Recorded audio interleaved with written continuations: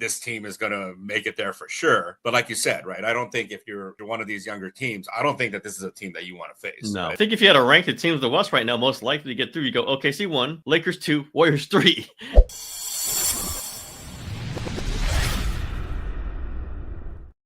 Hey everybody, Tim Kawakami here, North and South podcast with my co-host, the Los Angeles Times own Dylan Hernandez, whose mic setting was blowing my ears out before we started. So hopefully we've modulated Dylan. You do not want Dylan blowing your eardrums out. I can guarantee you this. At least if you've had like an extra cup of coffee. Good morning, Dylan. Are we modulated here? I hope so, because I'm very caffeinated, so I'm going to be loud today. You were blasting. It was like I was at a friggin' Nirvana concert from 1991 or something. It was blowing my ears out in Seattle in the hardcore days. All right. You're getting kind of older, so that's true. That's true. Talk out a little bit louder. Yeah. What were you saying? All good. Speaking of oldies but goodies, we got Lakers and Warriors. I was just looked at the standings. The Lakers are the number 2 seed currently in the West, which is amazing. And the Warriors are 6. Like this just happened in a flash. They were like going to be like 9 and 11 there for a while. And now they're 2 and 6, both moving up with a bullet. I don't know. I mean, the Lakers can't get to 1. OKC is way out ahead, but they're establishing themselves as the 2. And the Warriors very much want to get to 6 because you get out of the play-in and they're at 6. They've got a bunch of teams right behind them, but they might catch 5. They might catch Houston at 5. This is remarkable. Dylan, I'll just throw it out there. Are both of these teams or one of them separately real championship contenders? Are we looking at potential championship teams with the Warriors and Lakers? I mean, I just think that just because of the stars that they have, yeah, you're right. It's a star-driven league. Steph is still Steph, right? You had Butler in there, who's that kind of proven winner. I think that they have a shot from that standpoint. And just from what I've seen from the Lakers, right? Obviously, that's the team I've seen more. So I'm kind of focused more there. But, really, this has started for the Lakers, back in like mid-January. And if you kind of look at it, right, I mean, they had Anthony Davis at the start of that period, right, coming out of the fires. So, this stretch that they've been on here, right, and I think since mid-January, they have the highest rated defense in the league. This has happened with Anthony Davis, obviously with that, right, with Anthony Davis hurt, with Anthony Davis traded away. This has happened with LeBron James in the lineup, in a couple games where LeBron James wasn't in the lineup, without Luka, with Luka. And so, this kind of points to me to kind of something a little larger than just kind of this trade or right. That JJ Redick, who, I mean, to be honest, I had a lot of doubts about, right? I mean, you look at kind of the Lakers, kind of the revolving door at the coach's office that they've had here since, Phil Jackson left, right? It's just kind of every year or two, they're just kind of bringing in new guy. Guy doesn't work. They've gone for these types of home run hires where they bring in these inexperienced guys and just kind of hoping it works, and it doesn't. This honestly, right, the whole process, it kind of felt like that, right? And so I was very skeptical, and even the fact that Redick's kind of right the persona a little bit. He kind of speaks the way, frankly, a lot of frauds do. So I was kind of like, okay, I've seen this act before, right? Haven't seen it really work too much. But the one thing is, again, the kind of consistent defensive effort, right? And yesterday I thought was a really good example about that, right? They were trailing the Knicks by double digits for a lot of the game. They kind of claw their way back in. They didn't shoot the ball great, right? Luka didn't have a great shooting night in particular. I mean, he did score the first 5 points in overtime. But to me, that was really a win. Again, that was just they just gutted it out, right? And you kind of saw there, at the end of overtime when they kind of were protecting this slim lead, just the way that we're all over these guys, So to me, that kind of points to, you talk about like kind of culture and stuff, right? Especially football, we talked a lot about this, right? The Niners, right? The Rams, the Chargers, how these, the locker room culture kind of evolves over the course of a season. But you're kind of starting to feel that a little bit, right? With this Laker team that like, okay, everybody knows kind of what their role is. Okay, we got our shooters here, the spacing and stuff, and then kind of the defensive rotations. So yeah, like the way they're playing right now, the fact that they don't have kind of a dominant big man kind of leaves me with some questions, but hey, look, they've been looking great pretty much night in, night out. So, and you got, we saw a couple games ago, the way once Luka just started kind of hitting those like circus shots, you start thinking like, man, if they're playing like this, like who's going to beat them? Yeah. I mean, I think it's a good point, underlining JJ Redick, who nobody knew. We just didn't know. We didn't know if he could do it. Kind of reminds me of back-to-back Warriors coaches. And I mean, the comparison to Steve Kerr's been made, television booth, solid NBA player, and kind of just, throwing, this is what I believe in. This is what we're going to believe in. And, almost like, hey, go ahead and fire me if you don't like me. Like, guys who could afford to, like, this is how I'm doing. I'm not going to bend to this or that. We're going to do it this way, clearly with inheriting great all-time players and working with that player, working with just kind of the construct and redefining what it is. But also Mark Jackson. Another guy the Warriors plucked out of broadcast. But they went back to back with that. And for a while I was joking, like, does Joe Lacob only hire for former TV people? Is Marv Albert going to be the next coach? But Mark Jackson came in with that kind of attitude that I think that Redick has. Like, this, I got it figured out. I'm going to tell you I got it figured out. And you're stupid to think if I don't have it figured out. And Redick has that. I've seen it from him. That's okay. He's personable with it. So was Mark.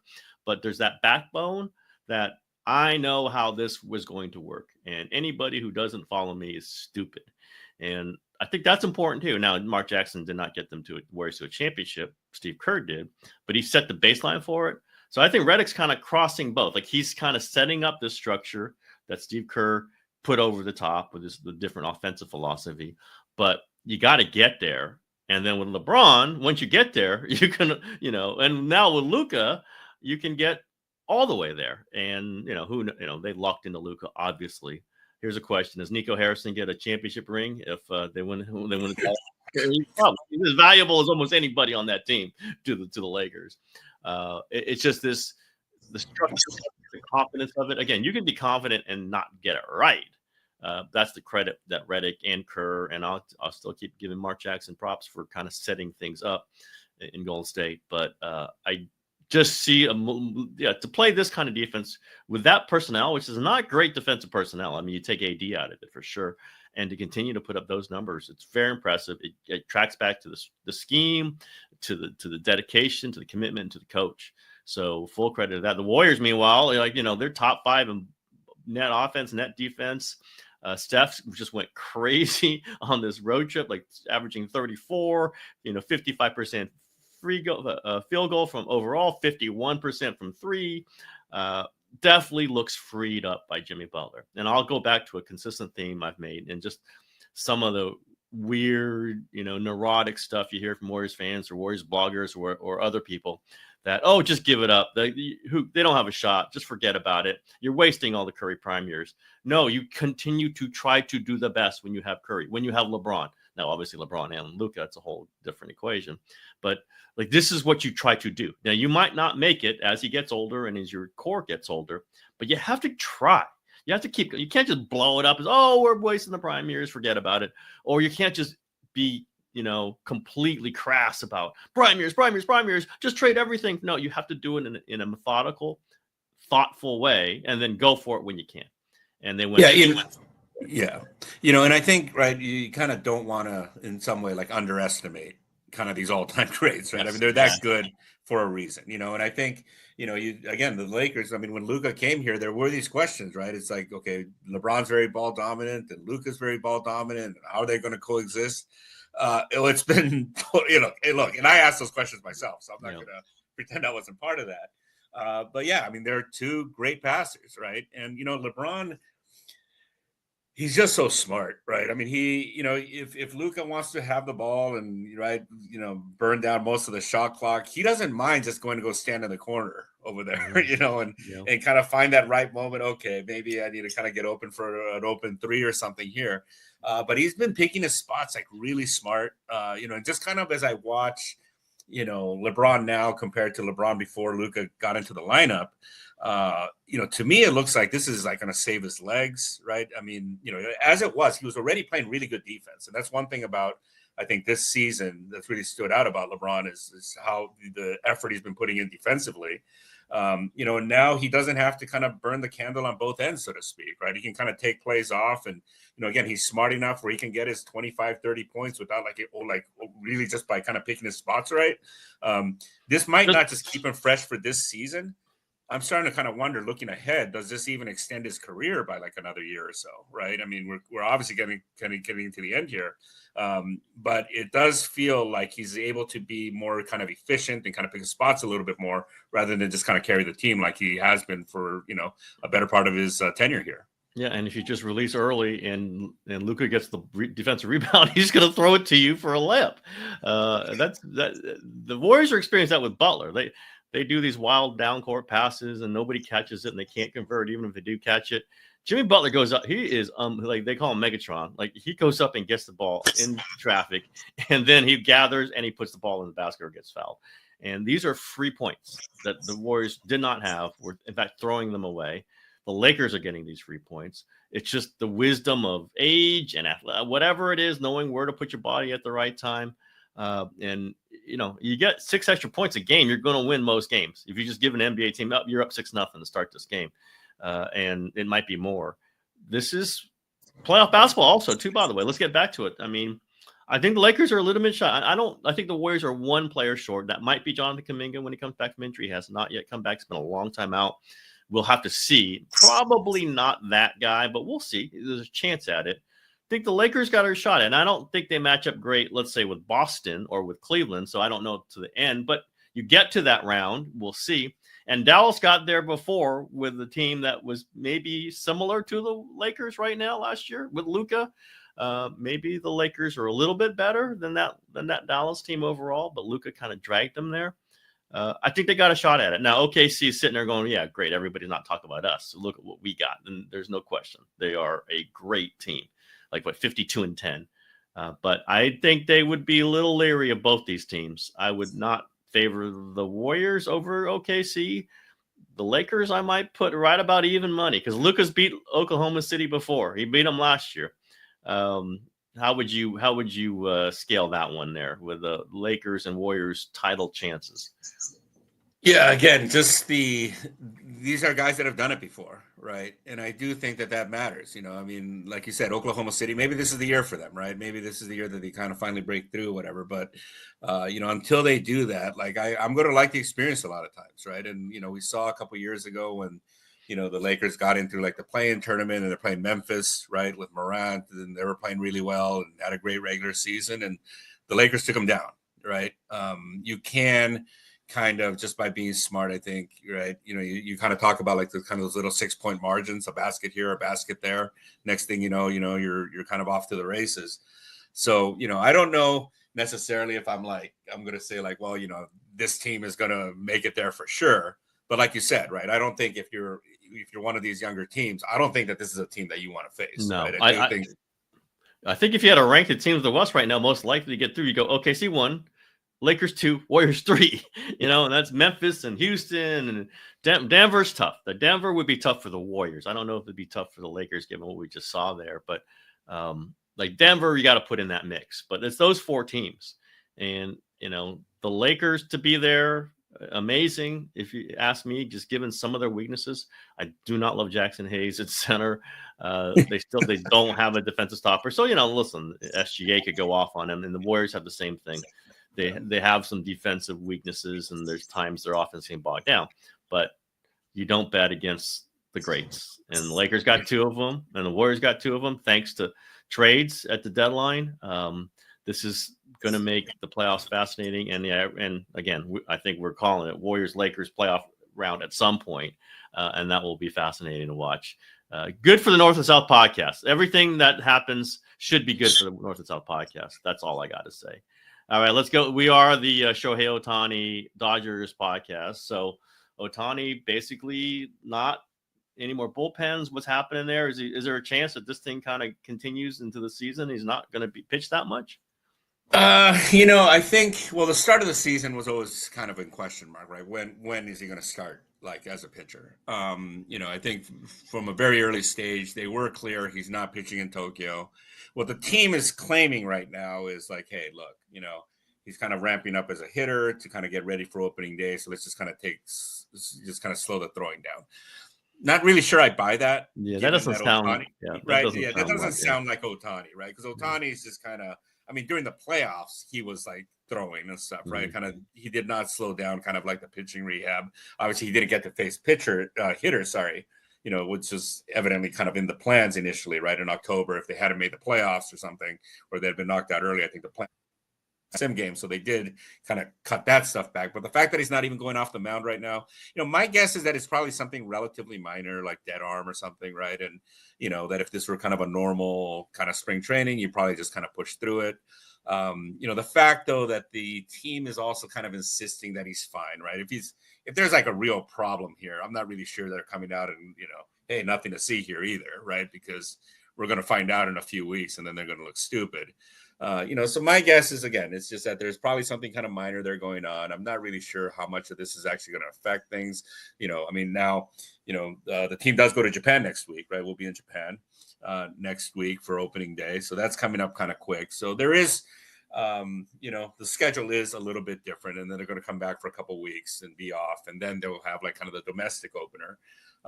So my guess is that it's more just kind of scheduling type of stuff. I don't really think there's any reason to be particularly alarmed yet, but definitely something worth keeping an eye on, because you sometimes you don't know, right? Sometimes little things do flare up into becoming larger problems. Here's what my suspicion was: they don't need him. We know they don't need him pitching right away. Certainly won't pitch him in the Japan series.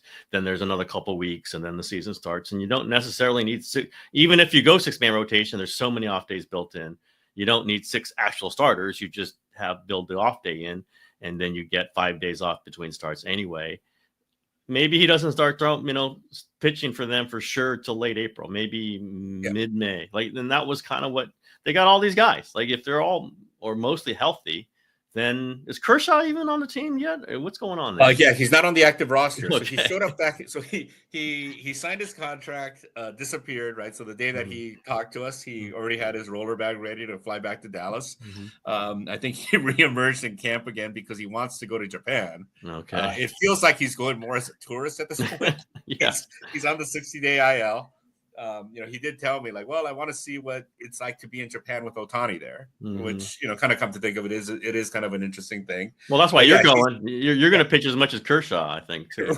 Right. Yeah. He's not, I don't think he's been off of the mound maybe a couple times at this point, but again, he's still, I think, a ways away. Right. But like you said, they have a ton of guys, right? I mean, between that group of, Dustin May, Tony Gonsolin, Bobby Miller, 2 of those guys aren't going to make the starting, opening day rotation. Right. Those are 2 guys that, on probably most teams might be number 2 starters, number 3 starters. So like you said, they got a lot of pitching, and I think everything is kind of, especially with Ohtani, everything is geared towards October. Right. On the pitching end. So as long as he's, I think the goal is going to be to kind of keep him fresh for the playoffs, and who knows what that means in terms of how much he actually pitches this season. What you don't want is him to blow out his arm, and then that takes him out of hitting. That's that would be the worst and stupidest thing they could do, because they've already won the World Series with him not pitching because he hits so good. So that happens, I'll go, Dodgers, you screwed up. You need this guy playing, period. So is that next week? Japan's next week? Yeah. The team is leaving, I think, the U.S. on Tuesday. The games are the following week, the 18th and the 19th. In Japan, they're 16 hours ahead. So they'll have about a week over there. They're going to play a couple of exhibition games first. But yeah, it's going to be crazy. I don't think, and I'm not sure, how many of our listeners have gone to sporting events kind of overseas and stuff, but, not soccer countries are obviously a little bit different, right? That is like religion, kind of like with us here, and you pay for that experience, I guess. But, like you go to like a lot of kind of advanced countries where sports are kind of part of the fabric, but not like dominant, tickets tend to be pretty cheap, right? You go to most ballparks in Japan, like the food is really cheap. If anything, the American in me is always looking around Japanese ballparks like, why don't they have more food stands? Like, right? Every inch of an American ballpark is designed to take money out of your wallet. And it's not quite like that over there. The tickets aren't that bad. These tickets now on the resale, the secondary market are going for over $1,000. So this has kicked them into, kind of our, postmodern capitalism, late stage capitalism or whatever you want to call it. So yeah, they've kind of reached our level of hysteria, I guess. When it comes to sports, just by you look at those ticket prices again, it seems pretty crazy. Well, we might have another podcast before then, but if that's the next one, we'll call this the North and South and Far East podcast. So long way to go for me on that one, but I was setting it up the whole time. We got to say Dave Roberts looks like he is finally going to get his new deal. This is last year. I mean, it would have been weird for him to be a lame duck after winning a second World Series. Any news on that? Any observations? It just seems natural. Is he going to reset the manager market here? Yes and no. I think at least our understanding kind of in recent weeks was that the talks were kind of centered around like a 4-year deal, right? That he was going to have to kind of give up on the years, right? I think Council got a 5-year deal, right? Like $8 million per. I think there were some reports out yesterday, I think from, who was it? John Heyman, I think at the New York Post reported that, he's going to set a new AAV record, right? But that, again, our understanding is that he's not going to get the years. So, my guess is that it probably ends up at 4 and 35 or somewhere in that range, right? Where he will get kind of the salary, but not quite the years. And that is kind of interesting, right? Because I do think a lot of these analytic teams, again, right, kind of treat the manager as like, hey, you're just here to basically kind of carry out our plan. The Dodgers, right? This has been an interesting situation because of the market they're in, the number of star players they have, the managing of the egos. On one hand, you could say like, hey, like Tim, like you and I could go out and manage this team, right? I know GMs who would say that. Not you, right? Not you and me particularly, but anybody. Right. Yeah. Yeah. But, you also kind of don't want to take that chance either, right? There were various points, over the last several seasons where I kind of thought like, oh, it's just going to be like the powder keg that finally blows this whole thing up, right? Where, again, I go back to that Mookie Betts thing last year, right? He's been playing shortstop. He gets hurt. He comes back. Plan is for him to come back as a shortstop, and they kind of talk him into going back into right field. And that I was honestly kind of looking at that situation. I kind of saw it coming ahead, thinking like, okay, we're going to have like our first kind of controversy here in a while. And the fact that, it was like no news at all, right? Mookie just kind of agreed to go back and under this thing that like, okay, well, we'll give it a shot next year. I guess all that was kind of discussed at that point. But that requires a certain amount of skill, right? That obviously we've seen in various teams, teams have blown up over smaller things than that. So I do think while the front office might not necessarily value the manager that much, you also kind of don't want to, take any chances. Yeah. Right? And in the context that much money. Yeah. When in the context of their payroll, this is 1% of the payroll, whatever it is, at least 1% of Ohtani's larger deal. Why mess around with that? Like, even if you suspect that isn't that big a difference, why even mess around with it? It's not like you're putting $50 million into this. That's like, I do think major corporations and major teams get screw up with that, saying, you know what, we're paying this, we're paying $300 million for the payroll, so let's cut it down on the manager that we know can do it. No, you know we can do it, so you just got to go with, you pay what it takes. It isn't a killer. It would be ridiculous. What, you can put Gabe Kapler in there to be the manager? I mean, Bob Guerin. I've been around those guys, and maybe you don't want to do that. So, and I have seen teams who do that because they don't think the manager is very important, and that just seems to be a little self-defeating. Let's continue on the LA stuff. We'll get into some 49ers things on this too, but it's contractual. It's contract time in the NFL. It's teams reassessing what they're going to do with their cap, what they're going to do with free agency. They're looking at the draft. The Rams had a little drama with Matthew Stafford, which I guess they had last year in a more quiet way. But he was allowed to go seek a trade. There were teams interested in him or were going to pay him higher than what the rate was going to be.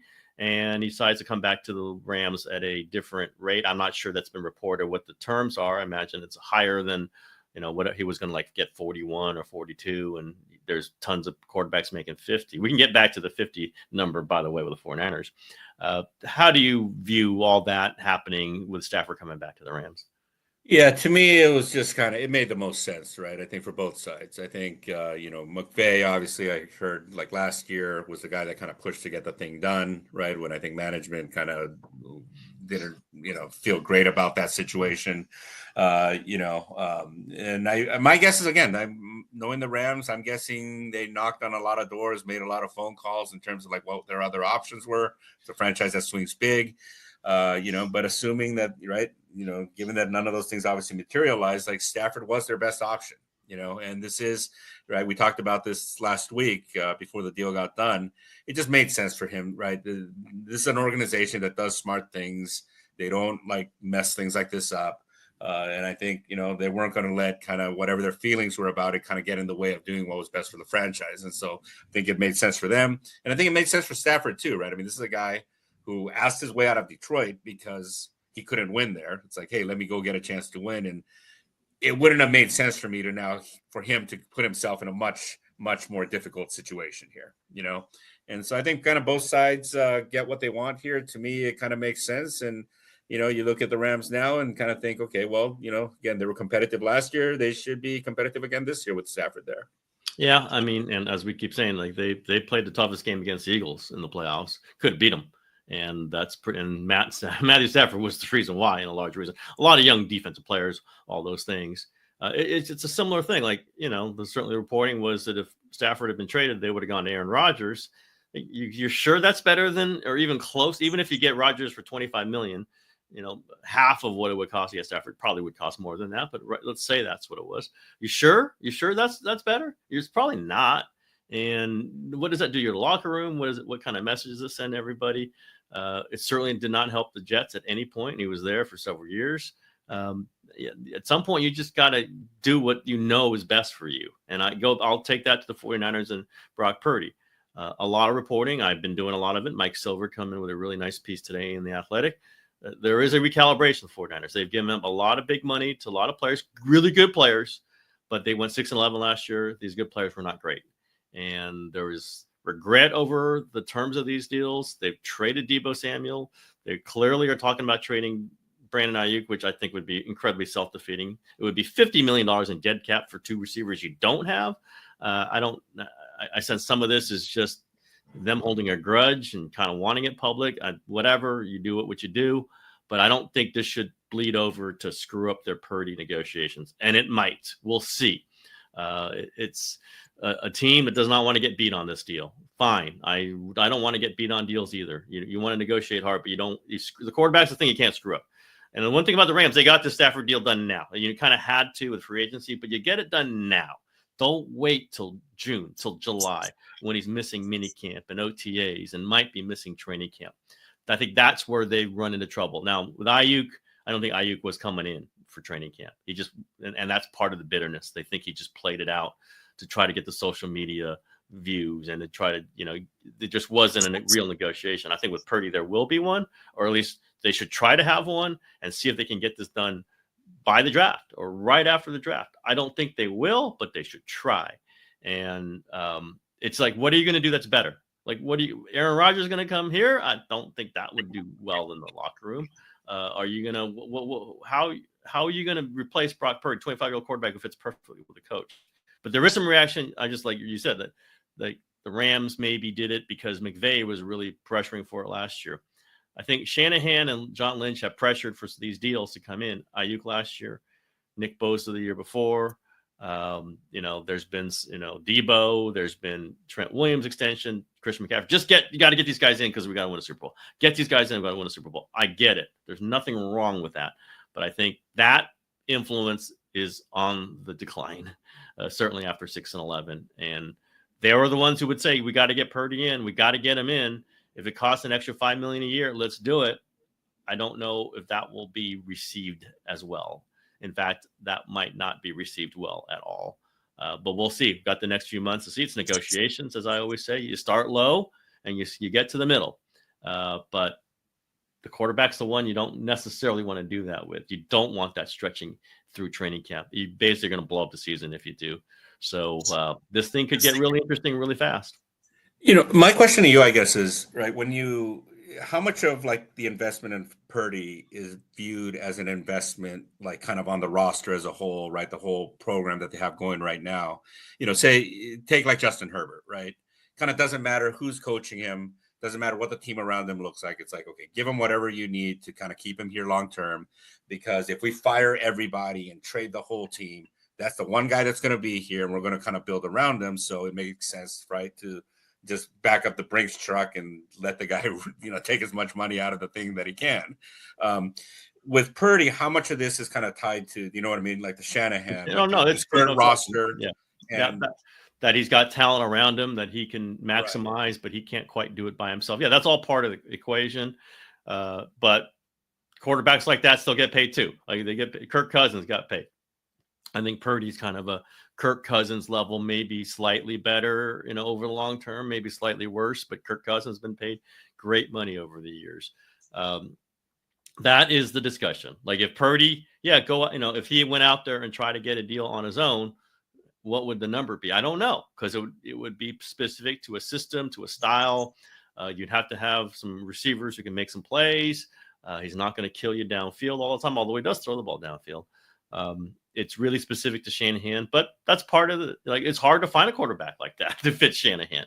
If you're committed to Shanahan, that is a good point. Like if they do not do this deal with Purdy, if they do not do it, that would be a tell about what they're thinking about the Shanahan system long term. I don't think he's getting fired, but if you go 7-10 this year after going 6-11, there would be some question marks. I think Purdy's the quarterback you bet with. Last time they tried to get a quarterback, they traded 3 first-round picks to get Trey Lance. Like you just can't say, well, let's go get it. We got another quarterback right here. Sam Darnold, you're going to pay him $40 million a year. I think Purdy's better. Like there's like a baseline of what you need from a quarterback, and Purdy passes it. And that means he's worth 48, 51, 52, $53 million. What it said, Jalen Hurts is a guy I've compared him to. You would not say the guy is a classic quarterback. He's not Justin Herbert. He's not Joe Burrow. He wins games. He wins games in a lot of different ways. I think Purdy's similar to that. I've really compared them a lot. And Hurts didn't break the bank when he signed his new deal a couple years ago, but he's 51. I think Purdy should be right there. And if you don't do it, you're telling him you don't believe that he's the guy, and you're telling Kyle Shanahan you're not sure about his system. And that's a lot to say.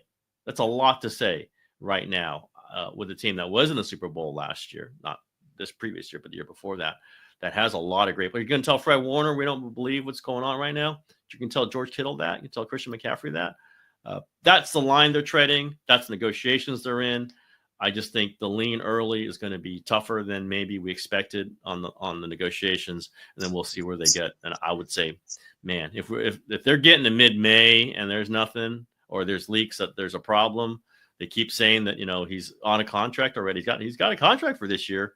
That's what you say when you're throwing down a hard line, and that would be problematic for the season. And maybe the 49ers top execs are ready to throw away a season. I don't think they should be.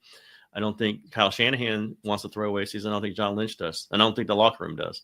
So it's going to be a fascinating play out.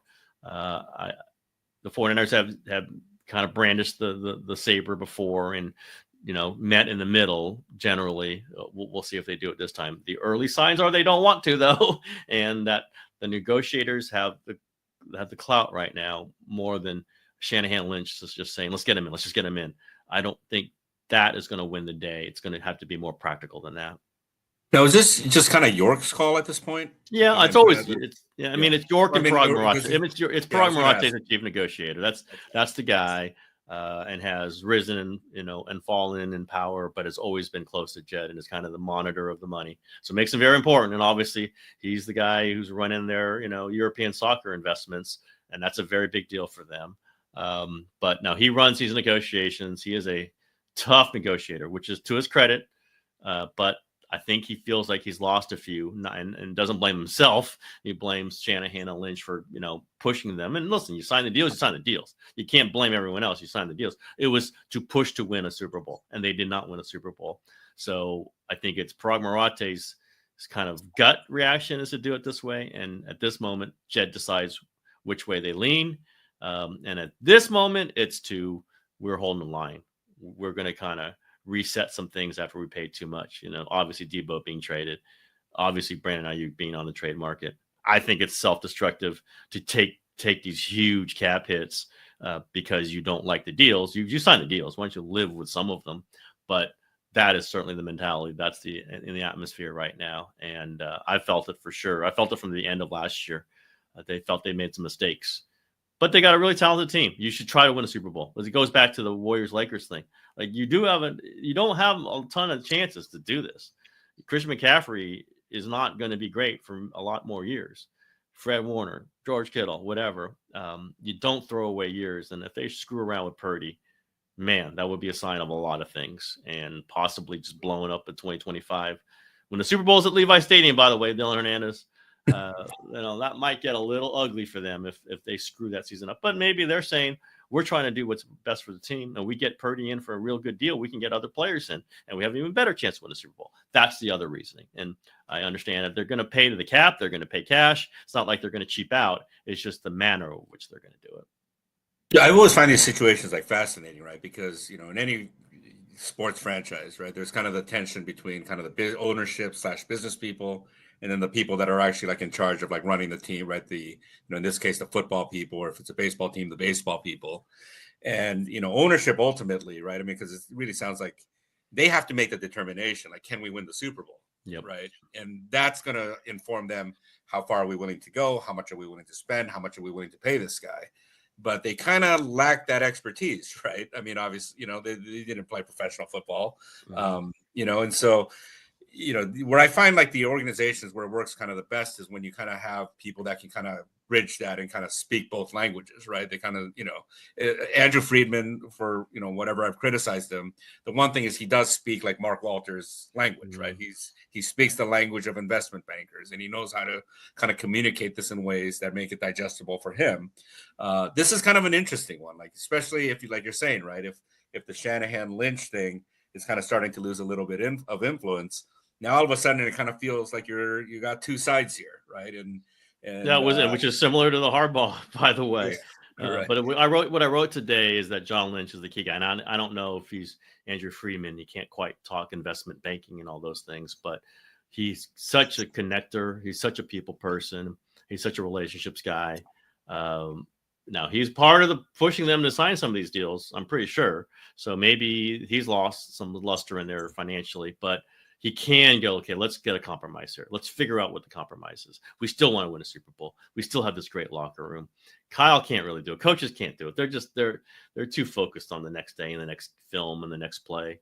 And they run hot. Coaches run hot. We know that.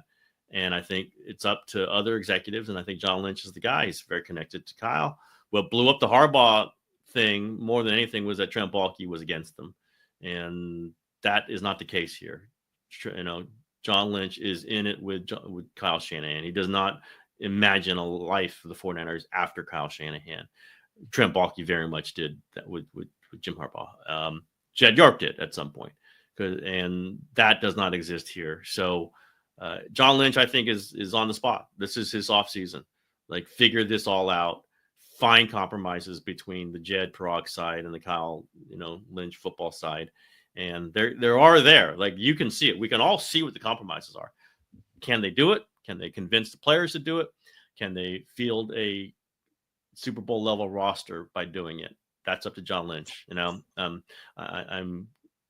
just noticed when you said Andrew Freeman, that that would be really important for the 49ers to have. And it's John Lynch if he can do it. And if he can't do it, and if they lose players because of this, or they screw up the Purdy thing, or somehow there's just a total crisis of confidence in everybody, and then they have a bad season, then they're going to redo it.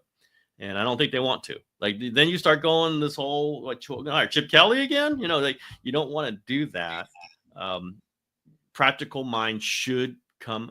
They've been a good administration. This has been a really good era. They just haven't won a Super Bowl.